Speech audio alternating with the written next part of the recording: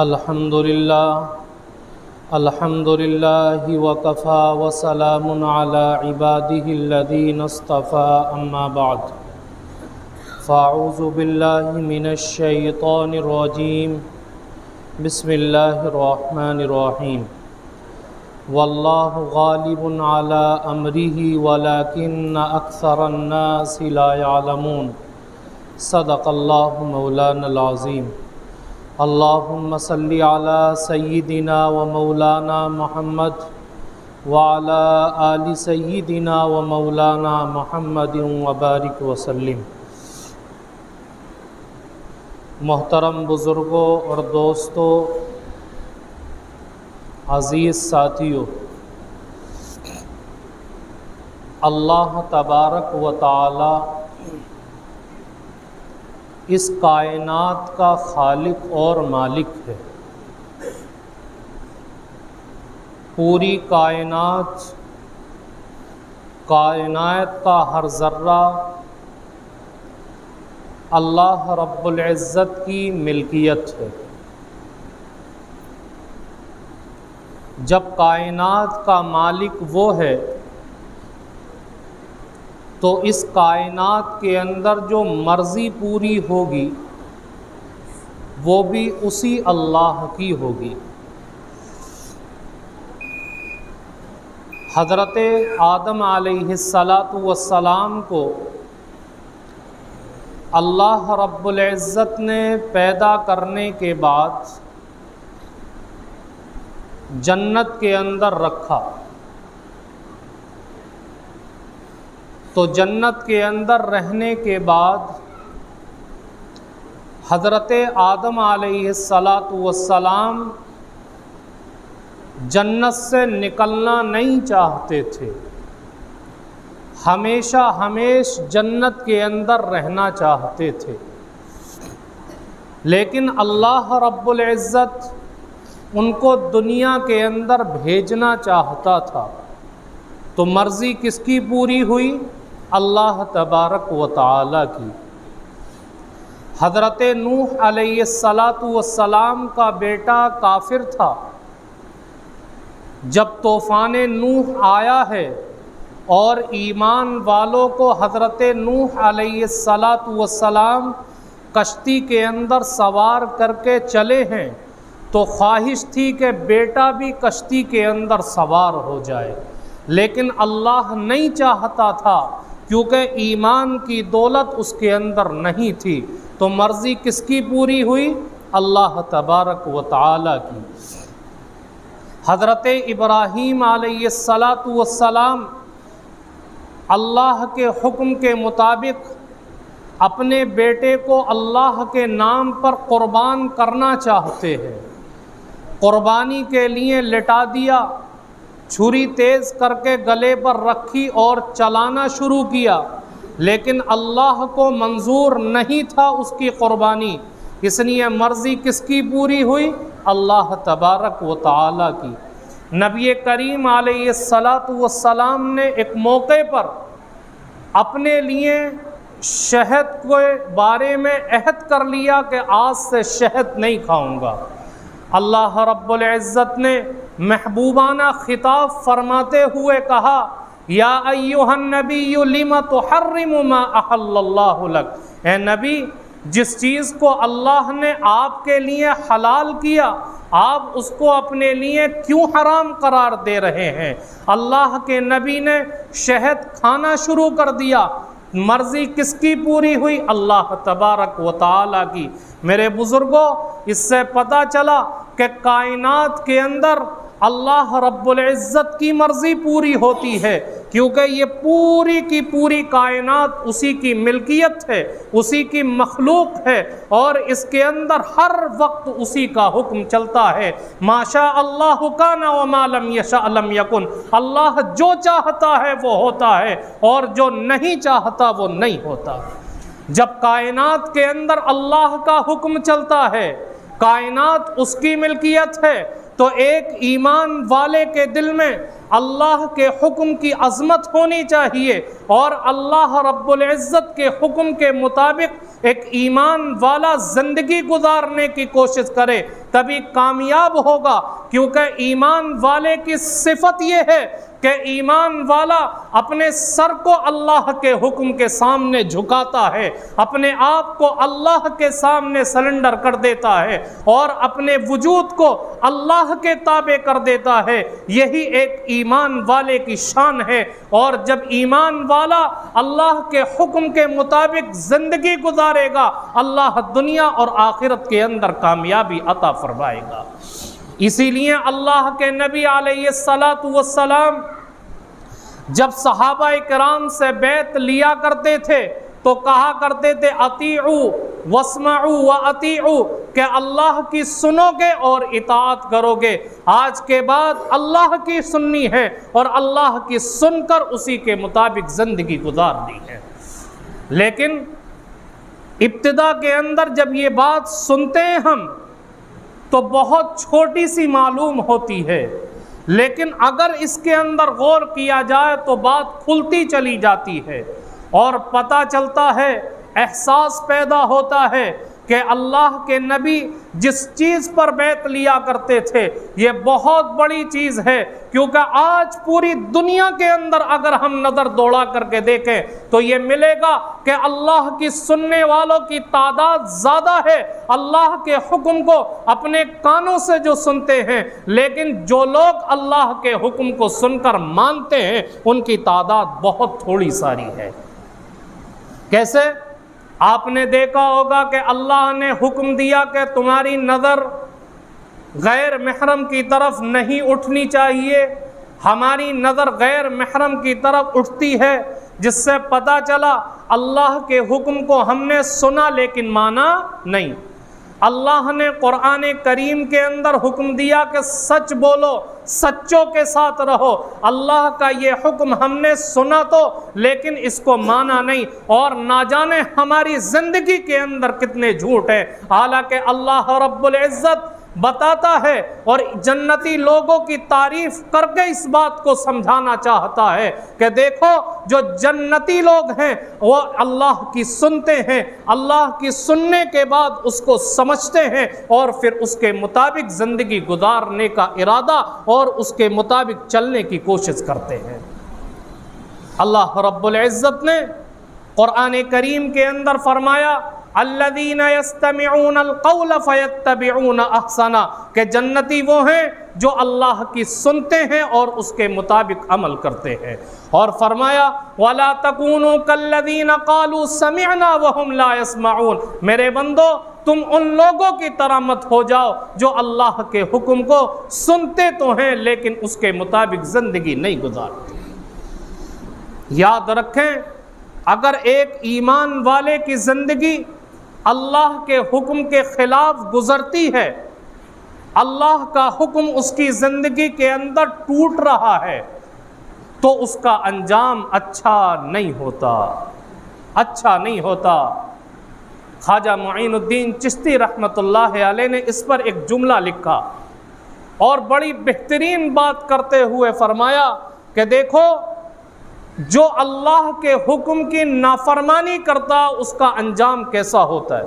فرمایا کہ اگر فرائض کے اندر کوتاہی ہوگی تو انسان اللہ کی حمایت اور مدد سے محروم ہو جائے گا، اور آگے فرمایا کہ اگر زندگی سنت کے خلاف گزرے گی، آدمی سنت پر عمل کرتے ہوئے سستی کرے گا، تو یاد رکھیں کہ نبی کریم علیہ السلام کی شفاعت سے محروم ہو جائے گا۔ اگر دنیا کے اندر ماں باپ زندہ ہیں، ماں باپ کی اطاعت کی، ماں باپ کا دل خوش ہے تو اللہ رب العزت روزی کے اندر برکت دے گا، ورنہ روزی کو تنگ کر دے گا۔ اگر انسان دنیا کے اندر اپنے استاذ کے دل کو خوش کرتا ہے، اپنے شیخ کے دل کو خوش کرتا ہے تو ایمان پر اللہ موت عطا فرمائے گا، اور اگر اپنے شیخ کے خلاف چلا، استاذ کے دل کو ناراض کیا، تو ہر آدمی سمجھ سکتا ہے کہ اس کا انجام کیا ہوگا۔ اس لیے میرے بزرگوں، زندگی کے اندر کیسے ہی حالات کیوں نہ آ جائیں، چاہے تکلیف کے حالات ہوں، چاہے اچھے حالات ہوں، لیکن ہر حال میں اللہ کے حکم کے مطابق زندگی گزرنی چاہیے۔ ایسا نہیں کہ اللہ نے اگر عیش و عشرت کے حالات رکھے، زندگی کے اندر عافیت رکھی، زندگی کے اندر سکون رکھا، آج مال و دولت کی فراوانی ہے، آج صحت ہے، آج خوشی کا عالم ہے، تو آدمی اللہ کے حکم پر عمل کر رہا ہے، اور اگر کل تھوڑے تنگ حالات آ جاتے ہیں، تکلیف آ جاتی ہے، تو آدمی اللہ کے حکم سے روگردانی کر لے، اللہ کا شکوہ کرنے لگے۔ ایسا نہیں کرنا چاہیے۔ ایک واقعہ سناتا ہوں، واقعہ سننے سے کیا ہے، بات جلدی سمجھ میں آ جاتی ہے۔ وہ واقعہ آپ نے بارہا سنا ہوگا۔ حضرت مولانا روم رحمۃ اللہ علیہ لکھتے ہیں کہ غزنہ کا ایک بادشاہ تھا، سلطان محمود۔ یہ اللہ کا ایک نیک بندہ تھا۔ سلطان محمود کے پاس دیہات سے ایک نوجوان آیا، آ کر کے محمود سے ملا اور اس سے بات کی، تو محمود کو اس دیہاتی نوجوان کی بات بڑی پسند آئی، اور محمود نے اس دیہاتی نوجوان کو اپنے پاس رکھ لیا خدمت کے لیے، اور بہت سارے کاموں کے اندر سلطان محمود اس سے مشورہ کیا کرتا تھا۔ اس نوجوان کا نام تھا ایاز۔ اب جو بادشاہ کے پہلے وزیر تھے، جب انہوں نے یہ بات دیکھی کہ یہ کل کا آیا ہوا لڑکا اتنا آگے نکل گیا کہ بادشاہ ہر وقت اس کو ساتھ رکھتا ہے، ہر معاملے کے اندر اس سے مشورہ کرتا ہے، تو ان وزراء کو حسد پیدا ہو گیا، جلنے لگے ایاز سے، اور موقع تلاش کرنے لگے، بادشاہ کے ذہن و دماغ کے اندر بدگمانی پیدا کرنے لگے اس کی طرف سے، تاکہ بادشاہ کی توجہ ایاز سے ہٹ جائے اور ہماری طرف ہو جائے۔ ایک دن بادشاہ سے ان وزیروں نے کہا کہ بادشاہ سلامت، جو محبت کی نظر آپ کی ایاز کی طرف پڑتی ہے وہ ہماری طرف نہیں پڑتی۔ جتنا مشورہ آپ ہر چیز کے اندر ایاز سے کرتے ہیں، ہم سے نہیں کرتے، آخر کیا وجہ ہے؟ بادشاہ نے یہ بات سن کر کے کہا کہ میں اس کا جواب دوں گا کسی دن۔ جب اگلا دن آیا تو بادشاہ کا دربار لگا ہوا تھا۔ بادشاہ نے اپنے دربار کے اندر ایک کڑوا پھل منگایا، اور اس کڑوے پھل کے ٹکڑے کر کے ایک ایک وزیر کے ہاتھ میں تھما دیے، اور کہا کہ اس کو کھاؤ۔ تو جس نے بھی اس پھل کو کھایا تھو تھو کر کے پھینک دیا، کیونکہ انتہائی کڑوا تھا۔ اور ان وزیروں نے کہا کہ بادشاہ سلامت، یہ تو اتنا کڑوا پھل ہے کہ اس کو کھانا مشکل ہے، ہم اس کو نہیں کھا سکتے۔ محمود نے ایاز کی طرف دیکھا تو ایاز وہ ٹکڑا لے کر کے خوشی کے ساتھ کھا رہا ہے۔ بادشاہ نے ایاز سے پوچھا کہ ایاز، ان سب کو یہ پھل کڑوا لگا، تمہیں کڑوا محسوس نہیں ہوا؟ کہا بادشاہ سلامت، ہے تو بہت کڑوا، لیکن کیا کروں؟ بادشاہ نے پوچھا کہ جب کڑوا ہے تو پھر اس کو کھا کیوں رہے ہو خوشی کے ساتھ؟ تو ایاز نے بڑا بہترین جواب دیا، کہا بادشاہ سلامت، آج تک آپ کے ہاتھ سے میٹھے لقمے ملتے رہے، آج تک آپ کے ہاتھ سے نعمتیں ملتی رہی، ہم خوشی کے ساتھ کھاتے رہے، اگر آج ایک کڑوی چیز مل گئی تو کیا ہم اس کو پھینک دیں اور آپ کے حکم کو ٹال دیں اور اس کے کھانے سے انکار کر دیں؟ بادشاہ نے کہا کہ دیکھو، اس کے دل کے اندر یہ قدر ہے حکم کی، اس لیے اس کو عزت دی جاتی ہے، اس لیے اس سے مشورہ کیا جاتا ہے۔ بزرگوں نے لکھا ہے نتیجہ مرتب کرتے ہوئے کہ دیکھو، ایاز نے جو جواب دیا کاش ہماری زندگی بھی ایسی بن جاتی کہ اے اللہ آپ نے زندگی کے اندر بہت ساری نعمتیں عطا کی، مال و دولت دیا، صحت دی، بیماری سے دور رکھا، ہم زندگی کے اندر عیش و آرام سے گزرتے رہے، لیکن آج جب زندگی کے اندر حالات آئے تو کیا ہم تیرے حکم کو توڑ دیں؟ ہم یہ زندگی کے اندر تہیہ کریں کہ میرے اللہ ہماری زندگی کے اندر کیسے حالات کیوں نہ آ جائیں، ہم آپ کے حکم کی خلاف ورزی نہیں کر سکتے۔ کچھ دن اور گزرے تو اور زیادہ ان وزراء کو حسد پیدا ہوا اور موقع تلاش کر رہے تھے کہ کسی طرح ایاز کو بادشاہ کی نگاہ کے اندر بدنام کرے۔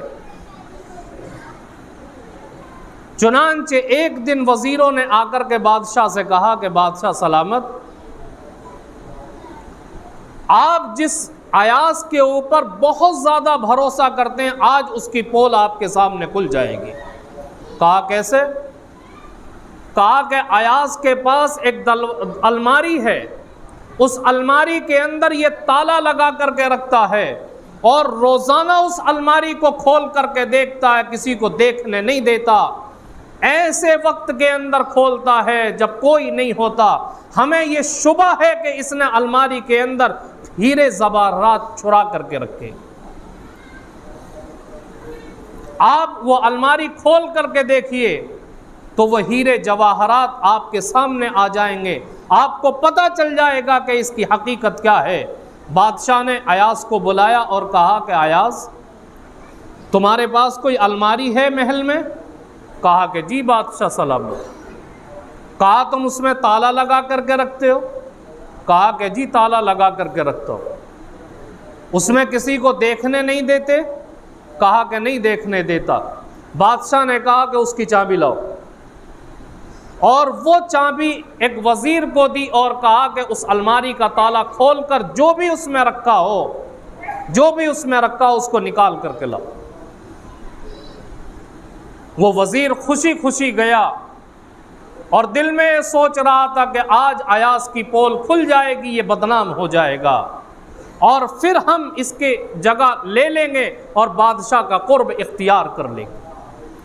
جب وہ وزیر پہنچا اور الماری کا تالا کھول کر کے دیکھتا ہے تو اس میں سے جو سامان لایا وہ کیا تھا؟ ایک پھٹا ہوا جوڑا تھا اور ایک ٹوٹا ہوا جوتا تھا۔ بادشاہ نے دیکھ کر کے کہا کہ ایاز اس الماری میں صرف یہی ہے؟ کہا کہ جی بادشاہ سلامت، اس کے علاوہ کچھ نہیں الماری میں۔ پوچھا اس کو کیوں رکھتے ہو اپنی الماری کے اندر؟ تو ایاز نے کہا کہ بادشاہ سلامت، جب میں آپ کے پاس دیہات سے آیا تھا یہی پھٹا ہوا کپڑا پہنے ہوئے تھا، یہی ٹوٹا ہوا جوتا میرے پیر میں تھا، میں نے اس کو سنبھال کر کے رکھا اور روزانہ الماری کھول کر کے دیکھتا ہوں اور ایاز کو اوقات یاد دلاتا ہوں کہ ایاز تیری اوقات یہ تھی، آج تجھے بادشاہ نے اونچا مقام عطا کیا تو آج عیش و آرام کی زندگی گزار رہا ہے، لیکن اپنی اوقات کو مت بھول جانا، اپنی اوقات کو مت بھولنا۔ میرے بزرگوں، آج اللہ نے دنیا کے اندر پیدا کیا، پیدا کرنے کے بعد ہمارے زندگی گزارنے کے طریقے بتائے، اللہ نے صحت دے دی، مال و دولت دے دیا اور قوت دے دی جسم کے اندر، تو آج ہم اکڑ کر کے زندگی گزارتے ہیں اور ہم اپنی اوقات کو بھول گئے کہ اللہ نے ہمیں ایک ناپاک نطفے سے پیدا کیا اور اپنی اوقات کو بھول کر کے آج اللہ کے حکم کے خلاف زندگی گزار رہے ہیں۔ ہمیں یاد رکھنا چاہیے کہ ہماری اوقات کیا ہے، ہمارا پیدا کرنے والا کون ہے، ہمیں عزت دینے والا کون ہے، ہمیں طاقت دینے والا کون ہے، ہمیں راستے بتانے والا کون ہے۔ وہی مالک ہے راستے بتانے والا، جب سب کچھ کرنے والا وہی ہے، ہماری زندگی کو دینے والا وہی ہے، تو ہم کیوں اس کے حکم کے مطابق زندگی نہیں گزارتے؟ کیوں اللہ کے حکم کے خلاف زندگی گزر رہی ہے؟ اور یاد رکھیں کہ اگر اسی طریقے سے زندگی گزرتی رہی، اللہ کے حکم زندگی کے اندر ٹوٹتے رہے، تو جہاں بھی اللہ کا حکم ٹوٹتا ہے یہ طے شدہ بات ہے کہ وہاں پر بوال پہنچ کر کے رہتا ہے۔ آپ نے قرآن کریم کے اندر پڑھا اور سنا ہوگا کہ اللہ نے بہت ساری قوموں کے تذکرے اور قصے بیان کیے۔ قرآن کریم کے اندر ان قوموں کے قصے اور تذکرے کوئی اسٹوری سنانا اللہ کا مقصد نہیں ہے، بلکہ اللہ یہ سمجھانا چاہتا ہے کہ میرے بندو، تم سے پہلے لوگ گزر چکے ہیں جن کو اللہ نے نعمتیں تمہاری طرح عطا کی تھی۔ اللہ نے باغات دیے تھے، زندگی گزارنے کے عیش و آرام دیے تھے، لیکن کیا ہوا؟ جب انہوں نے زندگی کے اندر حکموں کو توڑا تو اللہ نے ان کو عبرت کا نشان بنا کر کے رکھ دیا۔ آپ نے فرعون کے بارے میں پڑھا ہوگا، اللہ نے بادشاہت دی، سلطنت دی، اور بڑے فخر و غرور کے اندر رہا کرتا تھا۔ انا ربکم الاعلی کہتا تھا کہ میں سب سے بڑا پروردگار ہوں۔ اللہ کے حکم کو توڑتا تھا، اپنے آپ کو رب کہنے لگا، اور بڑے فخر و غرور سے کہا کرتا تھا الیس لی ملک مصر وہذہ الانہار تجری من تحتی، کہ اللہ نے نہریں عطا کی جو میرے محلات سے ہو کر کے گزرتی ہے۔ دل کے اندر بڑا ناز تھا، لیکن کیا کیا؟ اللہ کا حکم زندگی کے اندر ٹوٹتا رہا، اللہ نے اسی نہر کے اندر ڈبو کر کے عبرت کا نشان بنا دیا۔ قارون کو اللہ نے بے پناہ مال و دولت عطا کیا، اتنا مال و دولت کے لوگ دیکھتے تھے تو تمنا کیا کرتے تھے یا لیت لنا مثل ما اوتی قارون، کاش ہمیں بھی قارون کی طرح خزانہ مل جاتا، مال و دولت مل جاتا، لیکن اللہ کی نافرمانی ہوئی تو کیا کیا اللہ نے؟ فخسفنا به وبداره الارض، اللہ نے اس کے محل کو، اس کے خزانے کو زمین کے اندر دھسا دیا۔ قوم عاد آئی، بڑی طاقتور قوم تھی، اپنی طاقت کے اوپر ناز تھا، کہا کرتے تھے من اشد منا قوہ، ہم سے زیادہ طاقتور کوئی اور نہیں ہے، اور واقعی تھے بھی ایسے ہی۔ اللہ نے خود قرآن کریم میں تصدیق کی اور فرمایا التی لم یخلق مثلها فی البلاد، کہ واقعی ان جیسے طاقتور میں نے پیدا شہروں کے اندر نہیں کیے تھے، ان جیسے طاقتور پیدا نہیں ہوئے تھے، لیکن اللہ کی نافرمانی کی، اللہ کے حکموں کو توڑا۔ حضرت ہود علیہ السلام سمجھاتے رہے، اللہ کا حکم بتاتے رہے اور کہتے رہے کہ لوگوں شرک سے باز آ جاؤ، شرارتوں سے باز آ جاؤ، اللہ تمہیں معاف کر دے گا۔ نہیں مانی حضرت ہود علیہ السلام کی بات، اللہ نے عذاب بھیجا، اور کیسا عذاب بھیجا؟ فرمایا فَأَرْسَلْنَا عَلَيْهِمْ رِيحًا صَرْصَرًا، اللہ نے ہوا کا عذاب بھیجا، جو ہوا ایمان والوں کے جسم سے لگتی تو خوشگوار ہوا تھی، ٹھنڈی ہوا تھی، لیکن جب وہی نافرمانوں سے لگتی تو اٹھا کر کے پٹک دیا کرتی تھی، اور ایسا پٹکا ہے اس ہوا نے کہ کسی کی لاش ادھر پڑی ہے، کسی کی ادھر، کسی کی ادھر۔ اللہ فرماتا ہے کأنہم اعجاز نخل خاویہ، جیسے کھجور کے تنے پڑے ہوتے ہیں، اس طریقے سے ان کی لاشیں بکھری ہوئی پڑی تھی۔ یہ نافرمانی کا انجام ہے، اللہ نے قرآن کریم کے اندر بیان کیا۔ قوم لوط آئی، خلاف فطرت کام کیا، حضرت لوط علیہ السلام سمجھاتے رہے کہ اللہ کے حکم کو مت توڑو، زندگی اللہ کے حکم کے مطابق گزارو، نہیں مانا۔ فرمایا اللہ نے جعلنا عالیہا سافلہا، اللہ فرشتے کو بھیجتا ہے، وہ فرشتہ آتا ہے اور اپنے پر کی نوک سے پوری بستی کو اٹھا کر آسمان پر لے جاتا ہے اور یوں پلٹ کر کے چھوڑ دیتا ہے۔ اللہ فرماتا ہے کہ نیچے کا حصہ اوپر، اوپر کا نیچے ہم نے کر کے ہلاک کر دیا۔ اس کے بعد آئیے قوم یہود کا زمانہ ہے، یہودیوں نے اللہ کے حکم کو بگاڑنے کی کوشش کی۔ جب اللہ کے حکم کو بگاڑا، اللہ نے قرآن کریم میں فرما دیا کونوا قردۃ خاسئین، آج تم میرے حکم کو بگاڑ رہے ہو، میں تمہاری صورتوں کو بگاڑ کر کے رکھ دوں گا۔ اللہ نے بندر اور خنزیر کی شکلیں بنا دی۔ آج کون سی نافرمانی مسلمانوں میں نہیں ہو رہی؟ یہ تو اللہ کے نبی کی دعا کا نتیجہ ہے کہ اللہ کے عذاب سے ہم بچے ہوئے ہیں، لیکن کب تک بچتے رہیں گے؟ اللہ رب العزت زندگی کے اندر مصیبتوں کی بتی لگا کر کے رکھ دے گا۔ اگر زندگی گزرنی ہے تو یہ ارادہ کر لیں کہ اللہ تیرے حکم کے مطابق گزرنی ہے۔ آج کے بعد اگر میری زندگی کا کوئی عمل ہوگا تو مولا کریم تیرے حکم کے مطابق عمل ہوگا۔ اللہ دیکھیں دنیا کے اندر بھی کامیابی دے گا، آخرت کے اندر بھی اللہ کامیابی عطا فرمائے گا۔ میرے بزرگوں یہی بس نہیں ہیں، بلکہ آپ قرآن کریم کا اٹھا کر کے مطالعہ کریں، واقعات پڑھیں کہ اللہ رب العزت نے کس طریقے سے بستیوں کو ہلاک کیا، کہ مجلسیں جمع ہوا کرتی تھیں، لوگ کنویں سے پانی بھرا کرتے تھے، ایک رونق تھی، لیکن اللہ نے سب کو تباہ و برباد کر کے ڈال دیا۔ آج ان کے محلات دیکھیں بے رونق اور ویران پڑے ہوئے ہیں۔ اس لیے بزرگوں زندگی کے اندر یہ ارادہ کریں کہ اللہ کے حکم کی نافرمانی نہیں ہوگی، اللہ کے حکم کے مطابق زندگی گزرے گی۔ اگر زندگی اللہ کے حکم کے مطابق گزری تو کیا ہوگا؟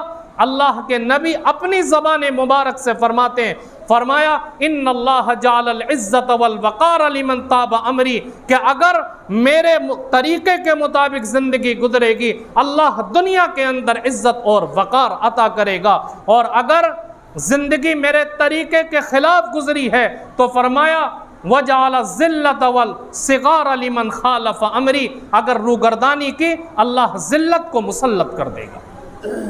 آپ دیکھیں ابو جہل کو کیا نہیں دیا تھا اللہ نے، لیکن نافرمانی کی اللہ رب العزت نے ذلیل کر دیا۔ ابو لہب کو ذلیل کیا، ولید کو ذلیل کیا، اور بڑے بڑے جو سردار تھے جنہوں نے اللہ کے نبی کی مخالفت کی، کیا ہوا؟ اللہ نے دنیا کے اندر ذلیل و رسوا کر کے رکھ دیا۔ اور عزت کس کو اللہ نے دی؟ حبشہ سے آنے والے بلال کو، جن کا رنگ بھی کالا تھا، ہونٹ موٹے تھے، کوئی شکل و صورت نہیں، لیکن اللہ نے کیسی عزت دی ہے آج دنیا جانتی ہے، اور قیامت آئے گی یہ دنیا چلتی رہے گی، لوگ ان کی عزت کے ترانے گاتے رہیں گے۔ یہ اللہ کی طرف سے انعام ہوا کرتا ہے۔ اللہ نے ان کو عزت دی تھی، اللہ ہمیں بھی عزت دے گا، ہم اپنی زندگی کو اللہ کے حکم کے مطابق بنانے کی کوشش کریں۔ اللہ تعالی ہم سب کو کہنے سننے سے زیادہ عمل کی توفیق عطا فرمائے، اور اپنے حکم کے مطابق زندگی گزارنے کی توفیق عطا فرمائے۔ وما علینا